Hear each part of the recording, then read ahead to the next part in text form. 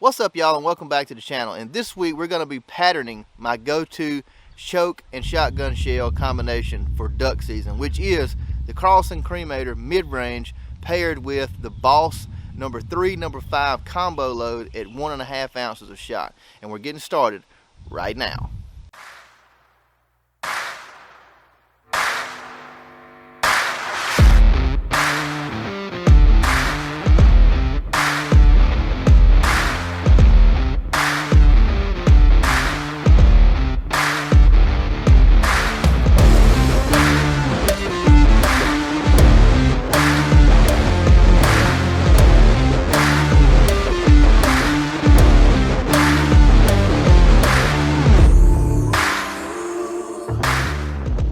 What's up, y'all, and welcome back to the channel. Like I said, we're going to be patterning my go-to shotgun shell and choke combination, which is the Carlson Cremator mid-range paired with the Boss number 3 and 5 combo load with 1.5 ounces of shot.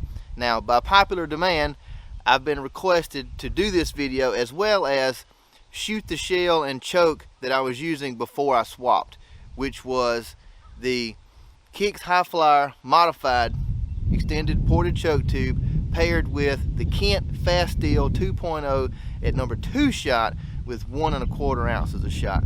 And I've been asked to do this video at 35 yards. I normally pattern at 40, but I mean, what's 5 yards, right?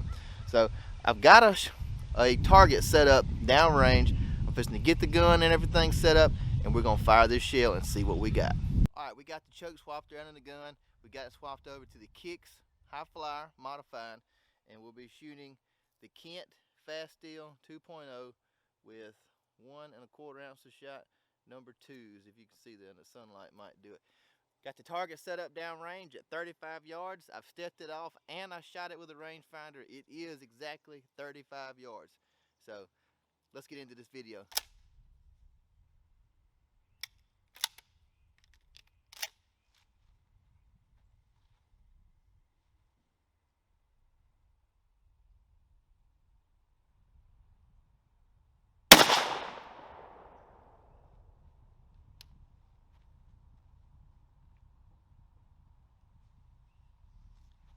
Alright, that was a Kent Fast Steel. Let's walk down here and see what we got. I patterned those Kents last season, and if you want to see how they did, see that video, you can check it out right here. I'll drop a card. So I kind of already got an idea of, how it's going to perform, but I have never patterned the Boss shot shells with that Carlson Cremator choke, so I really have no idea what kind of results I get. Now, before you start bashing me, yes, I know the Kent is a number 2, and yes, the Boss is a 3 and 5 combo load, so there's gonna be more shot in there.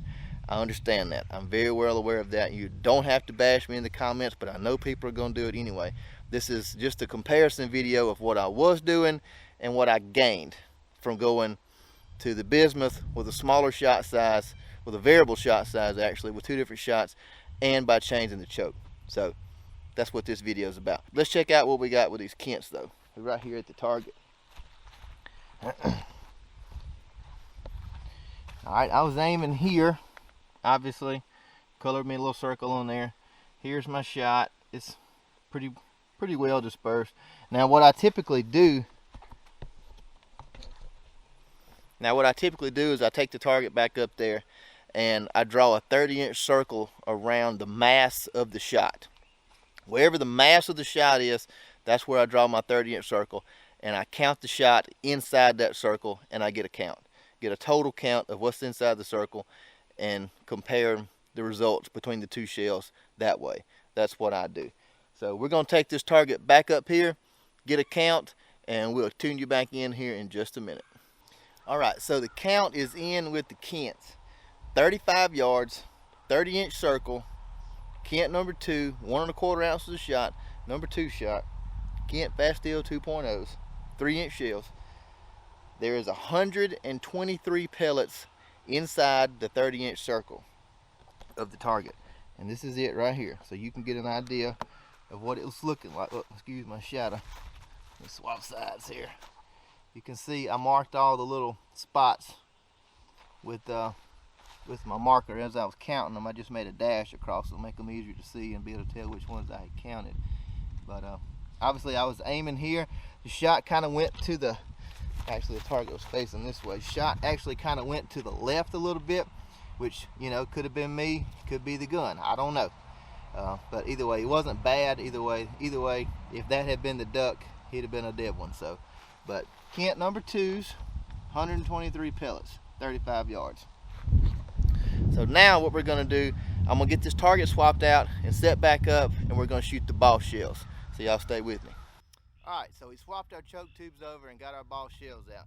We got the Carlson Cremator in there, and we've got the Boss shot shells, number 3, number 5 combo load, 3 inches with 1.5 ounces of shot. Let's send this thing down range and we'll see what kind of results we get.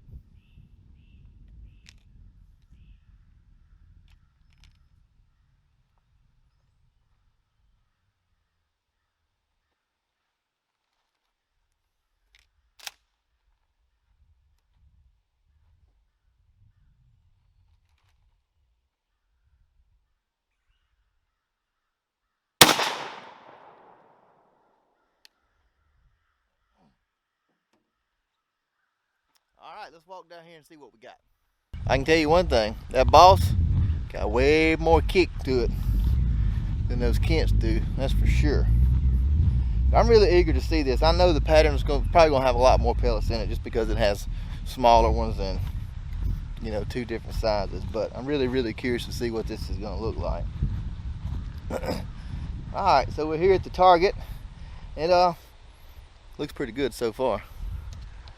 But this is the target. Obviously, I was aiming here, and we've got shot. I mean, it's everywhere. It looks pretty good. But hey, that's all right. Anyway, it looks pretty good so far. But we won't know till we get it up here and get the count on it. So I'm gonna take the target up here, draw my 30-inch circle, count my pellets, and we'll tune you back in with the final results. Y'all stay tuned. All right, so the results are in with the Boss number 3 and 5 combo, 1.5 ounces shot, 3-inch shell. And the Boss had a total of 151 pellets inside the 30-inch circle, which is, the 30-inch circle is the mass of the shot. So I'll give you a look here at the target so you can see what I'm dealing with. Let me get out of my shadow here so you can see things a little bit better. Let me get on the back side here. Now this is looking at from the top of the target. I was aiming there, and there is the shot. Let me move it around here. This was actually, this direction here would actually been the direction I was looking at the target when I shot. So, you know, as you can tell, it looks pretty good. It's got a pretty good void right here, aiming there, and the shot is pretty well evenly dispersed. Still kind of shot towards the left a little bit. Could be me, but I'm gonna say 2 times in a row, possibly the gun. It doesn't look bad enough to me that I would worry about shimming the gun. I think it looks pretty good.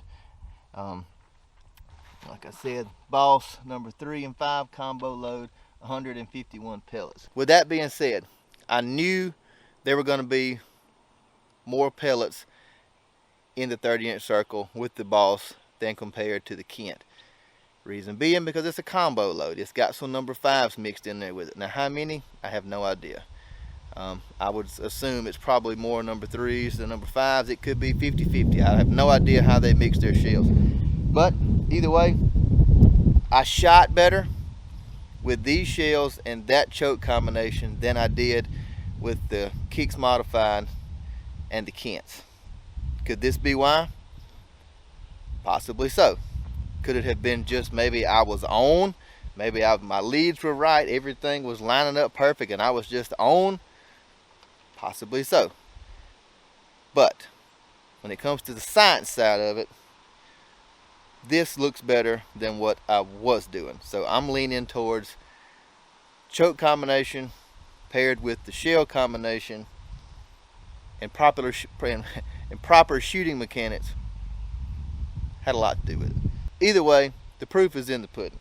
The Boss 3 and 5 combo load performs better than the Kent number 2. Yes, probably because it has 2 different types of shot in it. But the benefit from that is you get more pellets. The bismuth has more punch on impact than the steel does. And looking at this target right here, the wind's blowing pretty rough, or I would get the old target out, and I may try it anyway just to see. But the Boss, the bismuth, has less stray shot than the Kent does. All right, I got the old Kent target out.